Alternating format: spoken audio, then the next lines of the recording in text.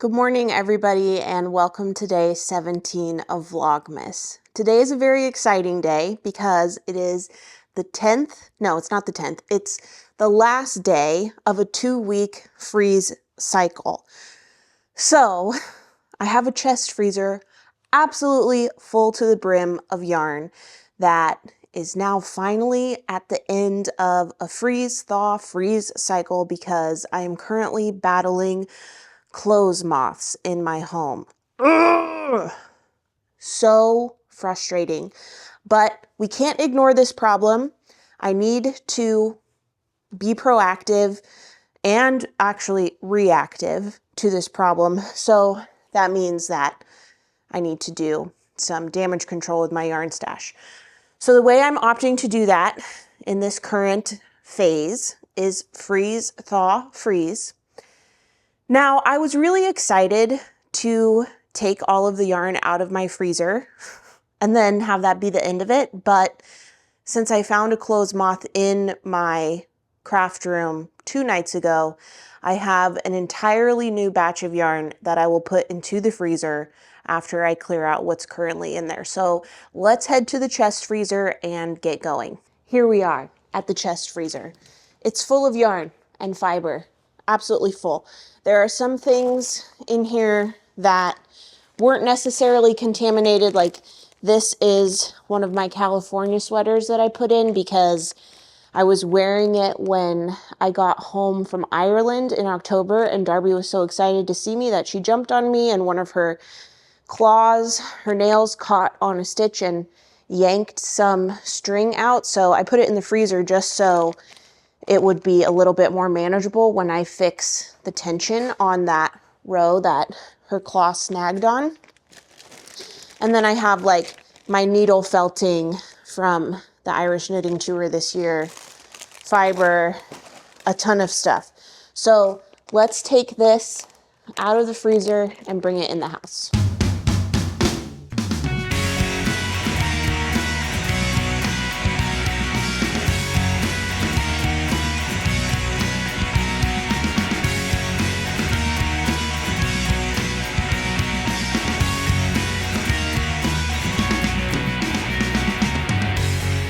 Okay, here's what the freezer looks like now.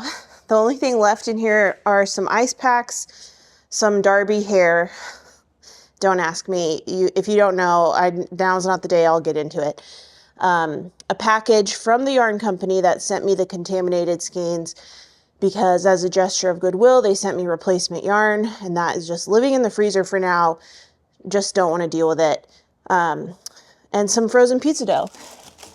Probably from the pandemic, so that I should probably throw away. And this is what a chest freezer's worth of yarn looks like, piled on the floor. I want to go through this in a little bit more detail, but before I do that, I want to put the yarn from my craft room in the freezer and fill it right back up. I have 2 garbage bags full of yarn, and they're not just in the garbage bags.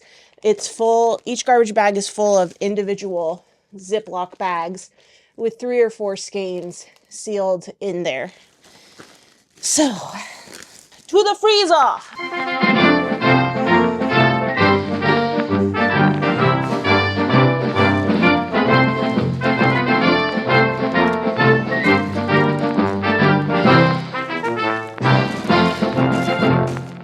I'm pretty impressed with this. I thought that I might be reaching capacity, but everything fits just perfectly.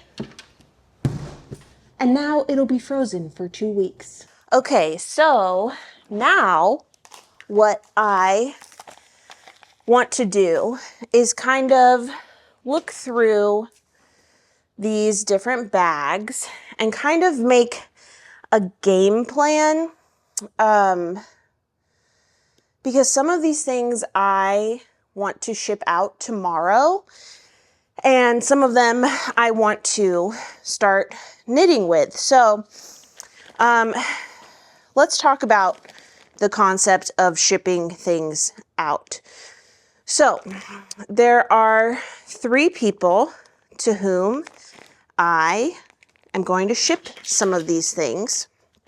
The first is Rachel Antonitz. I am well past due sending her souvenir skeins from my travels. We have this fun setup where we each get each other souvenir skeins for the other.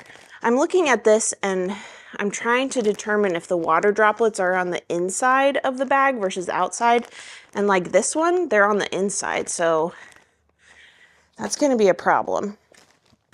But I think for most of them, the condensation is on the outside of the bag. So I don't know what the problem with that bag is. But anyway, the first is Rachel Antonitz. And I have over a year's worth of souvenir skeins that I am due to send her. So I'm going to ship that out tomorrow. And let me just pause and tell you while I'm talking about shipping things out to people. Okay, she's just going on a tour of the world. I have messaged all the people that I'm shipping things out to, basically to let them know of the situation and to ensure that they're giving informed consent. I am not about to ship contaminated yarn to someone. I mean, I don't think it's contaminated, but I certainly wouldn't want to just decide for them that that was okay to do. So for Rachel, for Evan, and for Jackie, I've got them all updated and they are good with me sending what I have to send. So the second person I have to ship things to is Evan from Evan Knits Things. Like over a year ago, maybe 2 years ago, I don't know. Oh my gosh. Oh my gosh. You didn't know it was this bad, the post office and me, but it's this bad. So between 1 and 2 years ago, I messaged Evan and I was like, hey, I remember you liked my Daft Days project from my 2023 Vlogmas. I'm never going to finish it. Do you want it? You can either finish it or harvest the yarn, whatever you want to do, fine by me. I'll send it to you. And she said, yeah, great. And then to this day, I haven't sent it yet. So here is my Daft Days project in a bag. It went through the freeze, thaw, freeze cycle. And even though it wasn't in proximity to the contaminated skeins, I included it in the freeze, thaw, freeze cycle since I'm shipping it out to someone else's home and I want to make sure that it's safe. So here will be the pile for Evan.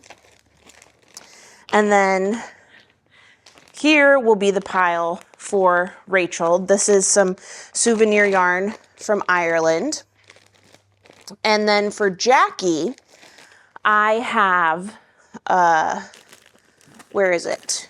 My Fair Isle project bag that I knit with my Shetland knitting belt, which again was not in proximity to the contaminated skeins, but I wanted to be safe, better safe than sorry, so I froze it as well.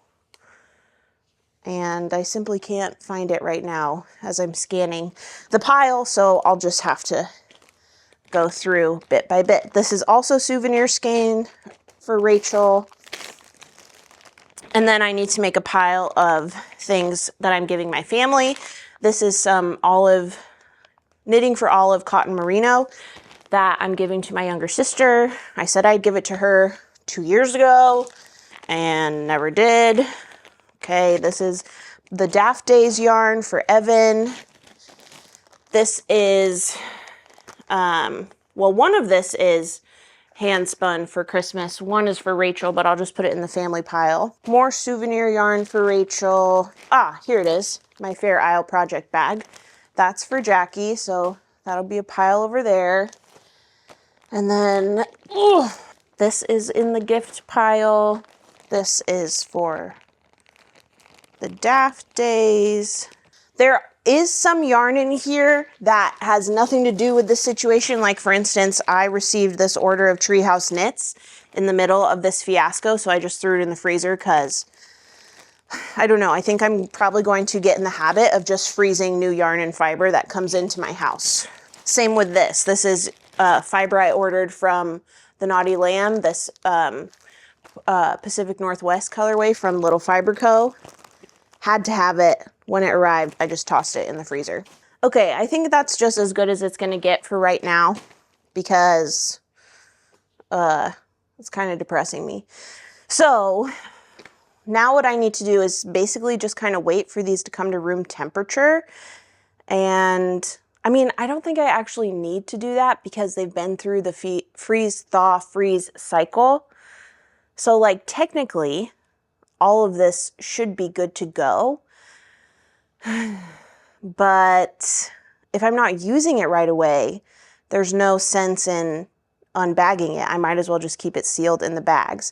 I think after a couple hours, I will open the bags though, just to like do a smell check, because I'm kind of worried that some of the bags will have condensation on the inside, in which case I don't want them to like get moldy and musty and stinky.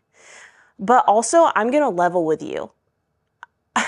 On some level, I'm like, if it's musty and stinky and gross, do I just throw it away? Like, I'm kind of at that point where I just can't deal with the heartache of discerning whether something is salvageable or not. I just would rather get rid of it. That sounds crazy.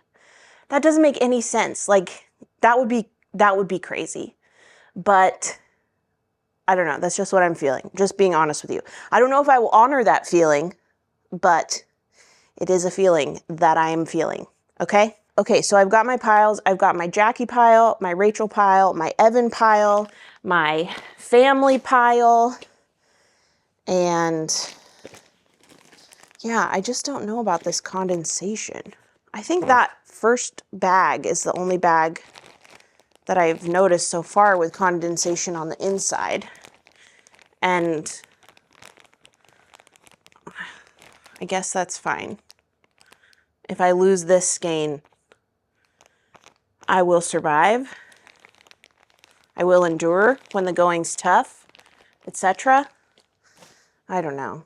During knit night last night with Leslie, we were talking about this, and like, we were like, man, we need to find a hobby that doesn't involve heartache. And Leslie was like, ask DJ about running. And I was like, even running, like you could twist your ankle, you could lose a toenail, you could get a splinter, the weather could be prohibitive. Like, is there a hobby out there that is guaranteed heartbreak free? If you know what it is, please tell me. Is it just sitting and pondering? That doesn't seem heartbreak free. My thoughts are my greatest adversary, so I don't see how that would be helpful.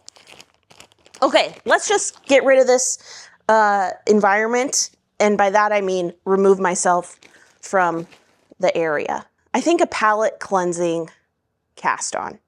Let's talk about cast-ons, actually. I finished a Sophie scarf yesterday. I was chasing a deadline because this morning DJ was meeting up with his mom to give our gifts to his aunts and his grandma. So I had one Sophie scarf left to make, and I finished it in time so it was ready for him in the morning to take. I gave it a steam block, and I think that I am ready to take a break from the Sophie scarf. And what is really electrifying my synapses at the moment is casting on a jaunty shawl. I have several skeins of non-superwash DK yarn from Explorer Knits and Fibers, and originally I was going to make a sweater out of it. I was thinking a Midland cardigan. However, here's something that I have come to decide to be true. Non-superwash yarn from indie dyers, at least in the US, that I've tried or have friends who have tried, pill so egregiously, okay? And the yarn is so soft and amazing to work with, but I found that if I'm not holding it with like a Surrey, it just pills. So like my Purple Felix cardigan does not pill that much, but my Midland cardigan pills so much. And I used the same non-superwash base for those, but one is paired with a Surrey, one is not. My sheep camp sweater, which is in non-superwash, pills so much, and it makes it so I don't want to wear it. And I know that Explore Knits and Fibers non-superwash pills a lot too. I've seen Ruby and Rose's non-superwash pill so much. And I have realized for myself and my preferences, if I have a sweater that is heavily pilling, I don't really want to wear it. I don't reach for it because the maintenance of shaving it before every wear is annoying to me. And I want to live my best lazy girl life. So all this to say, originally, I was going to make a Midland with my sweater quantity of non-superwash EKF, but I think what I'm going to do instead is make some scarves and shawls with it, because I was watching Andrew Mowry's podcast on Knit If I Want To a while ago, and someone asked what her recommendation was for avoiding pills on a very pilly yarn, and she suggested making something that is less prone to friction, like a hat or a shawl or a scarf or something like that, as opposed to a sweater, which just inherently is going to have friction on your arms and your armpits and your sides and, you know, etc. Ad nauseum. So I'm going to make a jaunty shawl for myself, and I should have enough to make another jaunty shawl for another lucky person, I don't know, or some hats, I don't know. So that's my plan, and Andrew Mowry is hosting a jaunty knit along right now, I think. I think it has already started. I'll have to double check. But the grand prize is a matchless e-spinner, which seems like something that would be cool to have. So seems like the perfect time to pivot from my Sophie scarf extravaganza and move into some jaunty territory. So let's head to the craft room and wind up the skeins. Okay, check this out. I have my Doppio out on my desk. I haven't put it away with my finished objects because I've been wearing it and I want to steam it and clean it before I put it in a sealed container with other knits. So it's just kind of in limbo right now. But whenever I see things like this, now after having closed moths, I just give it a quick once over and make sure that it's not a larva, because here's my knitting callus, by the way. You don't get to focus on it because it's not exciting. So a case making clothes moth larva kind of acquires fuzz around itself and dust and stuff as it munches and scoots around and eats. So I just want to make sure that's not a bad guy, a clothes making larva, moth larva. But I don't think it is. I think it's just a little fuzzball. But yeah, once you know how to spot them, you'll never stop investigating little fuzzballs. This is why tweed yarn I don't think I can realistically have in my arsenal, just for my own mental health. Okay, so let me show you my EKF. By the way, here's a view into what my cubby boxes look like. Everything is bagged in here. Everything is sealed. So my yarn that was exposed on the yarn wall is really, you know, as far as I can imagine, the only yarn currently at risk. Even though I know moths don't like to lay eggs out in the open, they want dark hidden corners. So realistically, the yarn on my yarn wall is not at high risk, I don't think. And I hope that's not just my denial talking. But like the yarn in the cubbies would be more at risk, but they're sealed. So even though the yarn wall is low risk, it's the yarn that's exposed. Therefore, it's the yarn I bagged up and put in the freezer. I think I'm going to do a 3 skein jaunty, and then I'll have 1, 2, and then I have 2 others. So I'll have 4 skeins left. So I could definitely get 2 3 skeiners out of that sweater quantity, and then I'd have enough left to make like a hat or something. See, like, look, even here, I'm like, what the heck is that? Are you an intruder, or are you just part of life? You know what? This is the same piece of fuzz I just looked at. It transferred from the Doppio onto the skeins when I set them down. See, you just go paranoid. To be honest with you, I still haven't decided how I feel about breaking the fourth wall a little bit and letting you see this half of the craft room with my umbrella lights, because I would love to have you believe that I just have beautiful curated lighting naturally in my home and that everything is beautiful. But that would be a lie, and lying gives me anxiety, and I hate having anxiety, so therefore I don't lie. And here's what this side of the craft room looks like. When I was a kid though, I had lots of problems with lying. In fact, my parents made me listen to a cassette tape of a sermon on why you shouldn't lie. And I accidentally recorded over it, like my own singing or something of worship songs or Disney songs or whatever. Or sometimes I would record myself reading the great illustrated classics. I don't know. I guess I loved audiobooks before I even knew what they were, and I wanted to make my own. But anyway, I accidentally recorded over the sermon on the pitfalls of lying, and then I lied about it. So anyway, lying got me into a lot of trouble as a kid, as I'm sure a lot of kids experience as you're learning, you know, how the world works and how you should navigate it. And you don't, I don't know, maybe automatically know the value of honesty.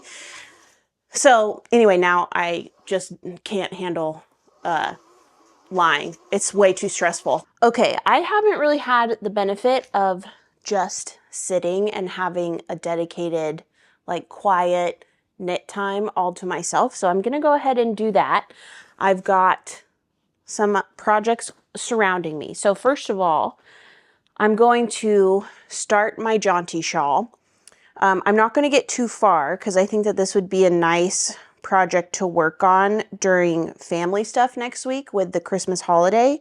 So I just want to get it to a good place where I can knit on it without like needing to refer to the pattern, and just kind of get that started. And then after I do that, I'm going to finish my second iris swatch. And as I told you before, I'm trying this swatch with bamboo needles, which I just hate, loathe entirely. But I think that a big part of the reason why I do not enjoy working on the bamboo needles is because the Chiagu bamboo needles are spin or twist needles, meaning the needle spins around. Can you see that? So I don't really know what the benefit of that is. It's a cool feature, I guess, but logistically, practically, it makes it so the yarn kind of catches on the join between the needle tip and the cord. So I think what I'm going to do is swap out the spin tip for just a standard red lace cord. And I'm hoping that will solve my annoyance with the bamboo needles. And if it doesn't, then my plan B is to swatch on US size 2 needles, because my first swatch was on metal needles and that was on US 2.5 needles. So that's the plan there. And yeah, I need to get some things to be fully prepared for this little knit session. I need my, do I have my Norwegian knitting thimble? I need to check. I need to get my IV pole, and I need to get a row counter, and then we'll be in business.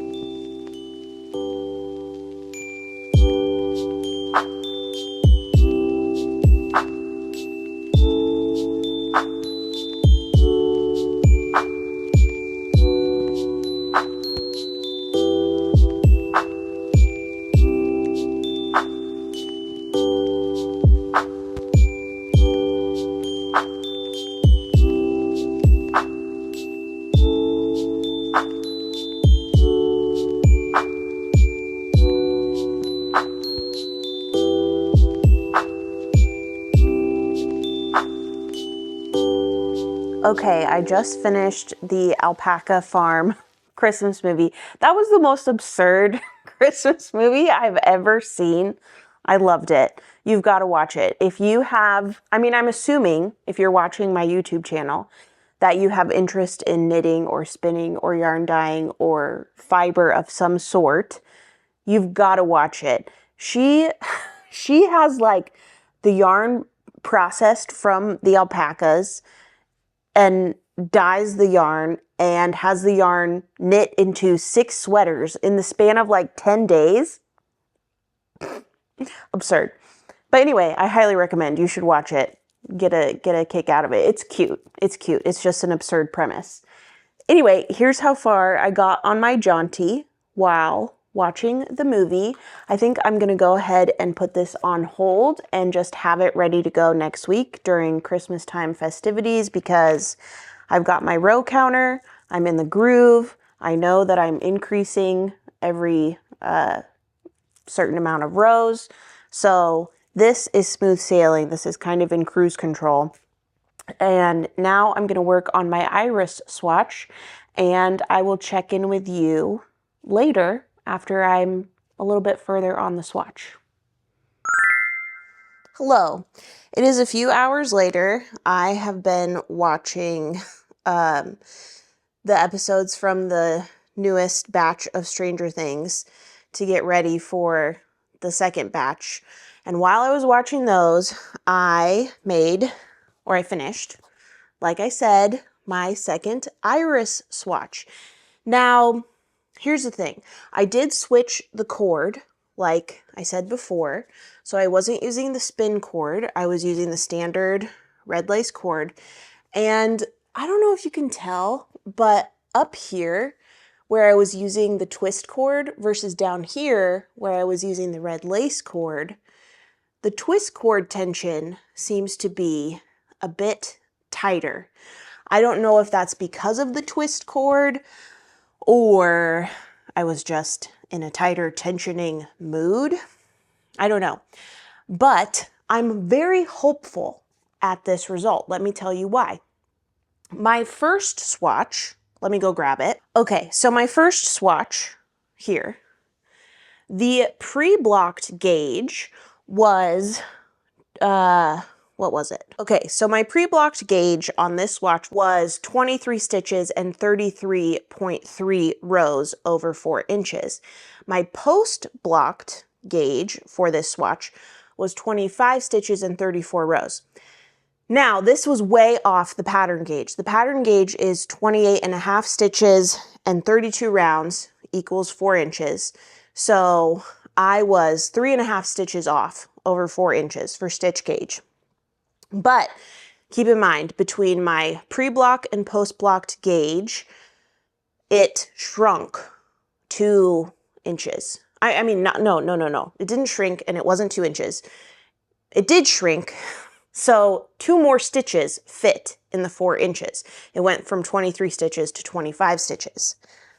On this second swatch, my pre-blocked gauge is 26 stitches and 31.5 rows.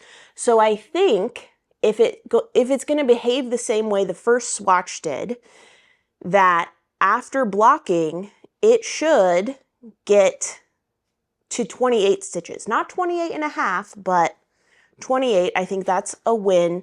And then I think that it will get to 32.5 rounds. So I think I'm going to be within a half stitch of the gauge and with a half round of the gauge, hopefully, if this behaves the same way as the first swatch. But I'm really happy with this, and I'm proud of myself for swatching twice. I'm very proud of myself. Now, Leslie calculated what the circumference would be with this gauge. And if I made a size 2, I would have like a 58-inch garment, which would give me anywhere from 8 to 6 inches of positive ease. I think I would prefer to have something in the 55 to 56 finished bust circumference range.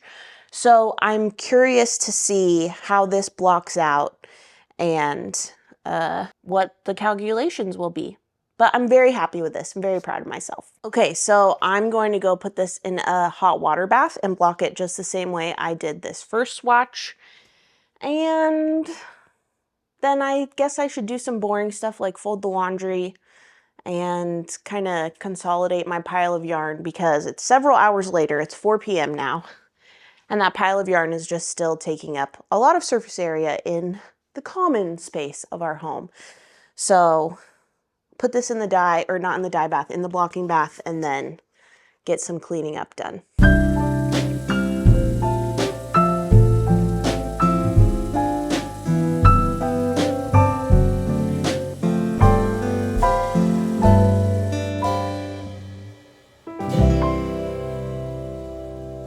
Hello. So now, according to the instructions, I just need to let it cool in this little bath until the water is completely lukewarm. So, bye. Okay, I've got a few of these sweater storage bags that I like to use. Well, you could use them for anything, really. But I use them to store my finished objects, and I like them a lot. And I need a place to consolidate all this bagged yarn. So the stuff that I don't need to get into right now, or like I don't need to ship out. Oh, I just got a wave of anxiety thinking about going to the post office tomorrow. I can do it. I'll be brave. I might go Friday. Give myself another day to steel myself. Anyway, the things that I don't need to use or deal with right away. I'm just going to do a smell test real quick. That doesn't smell mildewy at all. So that's good. That is good for my mental health. So I'm just going to pack this stuff in.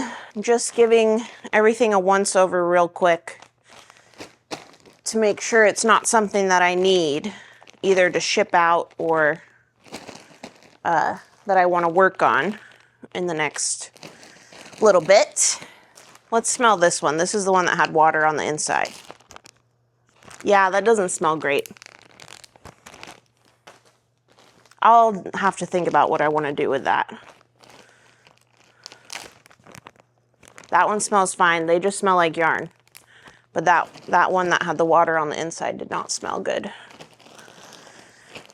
It's okay. Loss is part of life.